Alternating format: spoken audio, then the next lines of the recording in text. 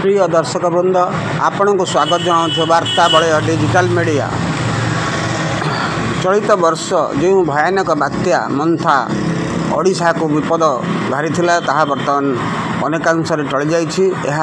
आंध्र सीमांतर मिथिलापाटनम और काकानाडी अंचल लैंडफॉल हो जाइछी गतकाली राति एवं जहाँफल कि दक्षिण ओडिशा एवं आंध्र प्रदेश अधिकांश अंचल महान प्रलय सृष्टि करुछि एवं घर द्वार भांगुछि एवं समुद्र कूल लंघन करुछि एवं एहार प्रभाव में अनेक रास्तार भूस्खलन द्वारा रास्ता बंद हो जाइछि एवं समुद्र निकटरे थिबा बीच रास्ता भांगी जाइछि जहा द्वारा अनेक धन जीवन नष्ट होइछि।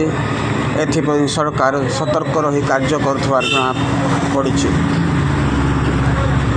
आपण मानक निवेदन आपण वार्ता बड़र चैनल को प्रथम देखुले लाइक करंतु और सब्सक्राइब करंतु जहाँ द्वारा आमर मनोबल दृढ़ होगा सहित विभिन्न प्रकार खबर और आपण समस्या को आपण निकट में उपस्थापन कर सक्षम हेबु और आपण को वार्ता बड़ तरफ अनुरोध करुछु जहाँ अनेक धन जीवन नष्ट करने सहित राज्यर मेरुदंड को दोहलाई देछि एवं अनेक रबी ऋतुर फसल नष्ट होइछे जहाँफल कि चाषीर मेरुदंड दोहली जाछि।